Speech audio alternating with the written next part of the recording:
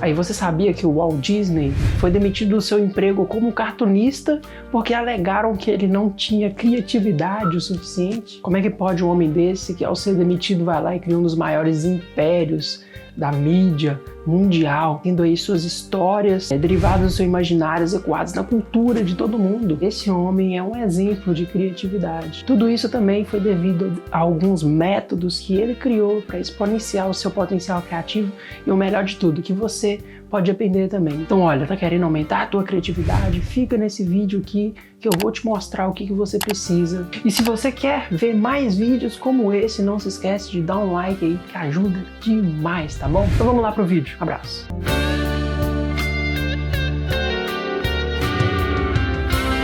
Muito bem, a criatividade hoje pode ser muitas vezes associado a criar coisas inovadoras que mudam os padrões, que mudam o mundo, e na verdade sim, ela pode ser considerada isso, porque o mundo não existiria sem as criações inovadoras, né? Como por exemplo, a gente não teria carro se um bando de pessoas loucas não se juntassem para construir um automóvel sobre a qual hoje nós podemos dirigir, mas a verdade é que nada se cria, tudo se transforma. A criatividade ela é muito mais uma associação entre ideias, entre o nosso repertório que a gente tem na nossa mente, como é que a gente faz a conexão entre os conhecimentos que a gente já tem para formar novas ideias e novas concepções sobre o mesmo tema. Por mais que nós achamos que nós possamos criar algo do zero, a verdade é que mesmo essas coisas foram baseadas em algo. A nossa criatividade, de forma efetiva, é a nossa capacidade de fazer a conexão entre ideias para achar novas soluções criativas para os problemas que a gente tem e realmente criar coisas de diferentes perspectivas. Muitas vezes a gente é pegado por uma série de pensamentos que nós alimentamos, sobre a qual a gente costuma dizer para nós mesmos: pô, eu não sou criativo, eu não tenho o potencial para criar novas coisas, eu realmente não tenho essa criatividade para poder fazer o que eu quero fazer, sabe?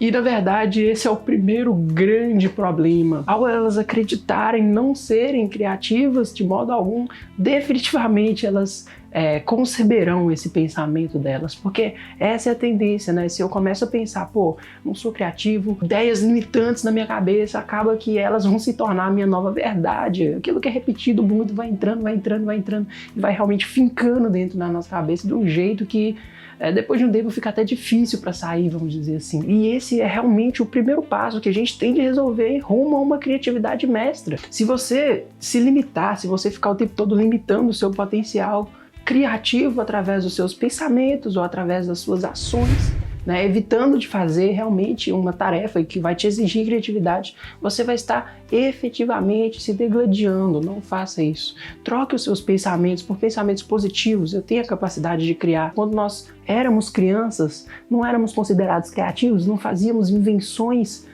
muito legais. Era criativo quando era criança. Qual é a diferença da nossa criatividade lá e da nossa criatividade agora? E aí que tá, antes a gente não tinha padrões para seguir. Hoje a gente, de certa forma, é padronizado pelo mundo que a gente tá. E muitas vezes, através das situações da vida, vai de pouquinho em pouquinho diminuindo o seu potencial, falando, não, conexões entre novas ideias, coisas diferentes, não, isso não é legal, isso não é aceito.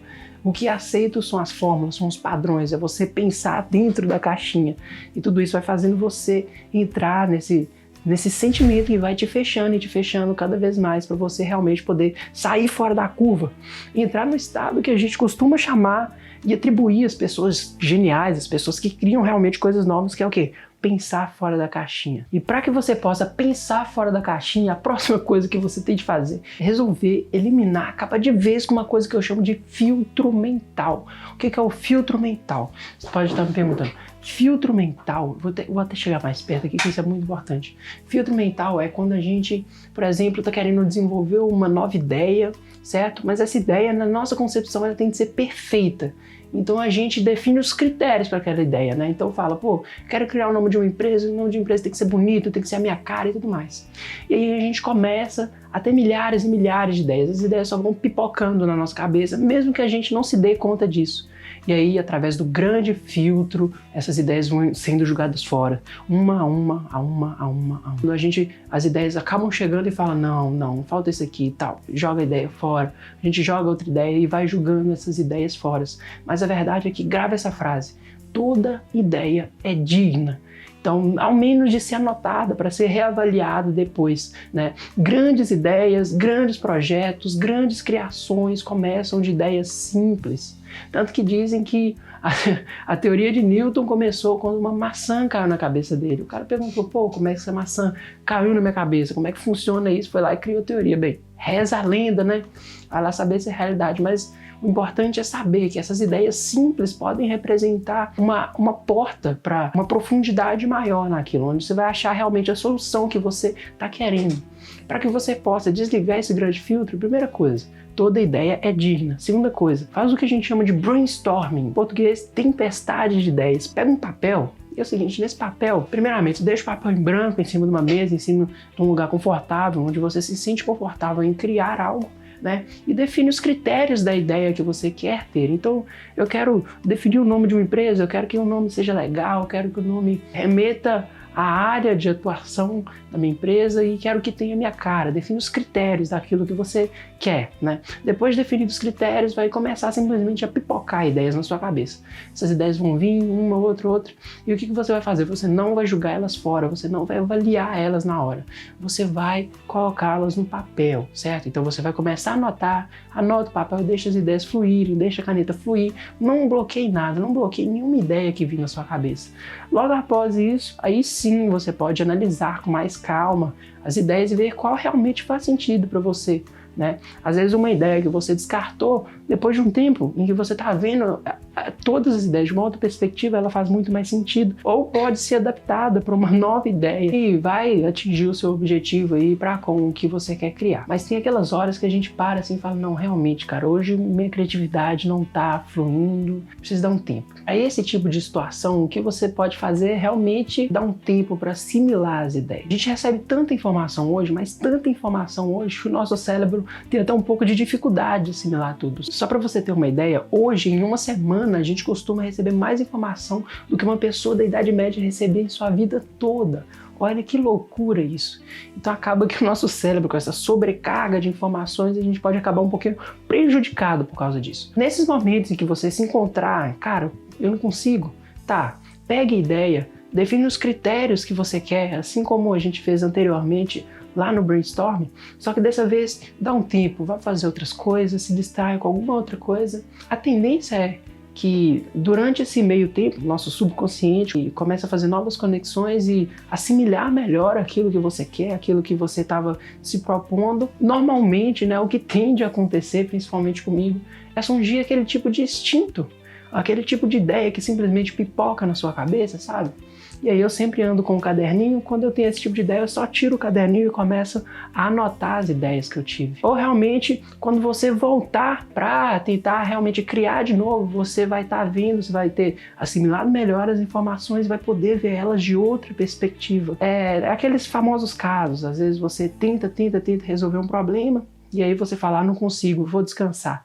Depois que você descansa, que você levanta de novo, que você está com a mente mais fresca, que você assimilou tudo que aconteceu anteriormente, você consegue facilmente achar a solução para aquele problema. É bem isso que acontece, né? E a gente pode usar a nosso favor, principalmente para achar novas soluções aí e para exponenciar a nossa criatividade. Adquirir um repertório mental maior de conhecimento também é algo que pode contribuir muito na sua criatividade. Muitas vezes nós estamos presos na nossa rotina, fazendo as mesmas coisas, falando com as mesmas pessoas durante todo o dia, e quando a gente realmente tem o potencial de quebrar essa rotina, submeter a coisas diferentes do qual nós estamos habituados, a gente tem a possibilidade de realmente enxergar as coisas de outra perspectiva e aprender coisas novas que abrem a nossa mente a portas sobre a qual nós não sabíamos que existiam antes. Então, se submeter a novas experiências, a novos contatos, vai te ajudar muito a aumentar o teu repertório de ideias para fazer conexões, e com certeza isso pode te ajudar demais. Tente falar com novas pessoas, ir a novos lugares, ou simplesmente passar em um caminho diferente quando você estiver indo para o trabalho ou para a escola. Eu tenho um ditado que eu levo comigo que são as melhores ideias surgem nos momentos mais inusitados. Então faça isso. Para finalizar com chave de ouro, vou mostrar para vocês a estratégia do Walt Disney, o que ele fazia para aumentar a sua criatividade. Bem, primeiro de tudo, o Walt Disney não criou Mickey do nada. ele teve um método por trás disso. Houve um homem que realmente estudou o método que o Walt Disney fazia para aumentar a sua criatividade e desenvolver suas criações. Esse método baseava em 3 pessoas imaginárias. A primeira era o sonhador, a segunda era o realista e a terceira era o crítico. Reza a lenda que ele tinha até 3 salas com ambientações diferentes que ele usava para realmente incorporar essas pessoas. A primeira delas era o sonhador. Quando ele incorporava o sonhador, ele realmente sonhava sem limites. Ele via sob todas as perspectivas e sem filtro, sem nada, todas as realidades possíveis que ele podia criar. Ali era a hora de realmente libertar a imaginação e deixar o cérebro dele trabalhar, deixar ele criar, deixar ele assimilar novas ideias. Depois de fazer isso, ele incorporava o realista, que via realmente se aquelas ideias que o sonhador teve eram válidas e poderiam ser incorporadas na realidade. Como é que daria esse processo? Que passos que ele teria que tomar para fazer isso dentro de um projeto ou de uma história, por exemplo. E depois disso, vinha o crítico. Esse crítico, ele realmente lapidava tudo que o realista e o sonhador tinham feito antes, colocando os detalhes finais, definindo os passos que ele terá de fazer para botar isso efetivamente em realidade. Fazendo essa triangulação entre os personagens, ele realmente desenvolveu aí histórias magníficas que impactam todo mundo, toda a cultura e indústria de entretenimento atual. Espero que você possa exponenciar sua criatividade com essas dicas que eu passei aqui hoje. Se você acha que isso é interessante para você, dá um like aí, se inscreve nesse canal para trazer mais conteúdo como esse. Fico muito feliz. Um grande abraço. Beijo.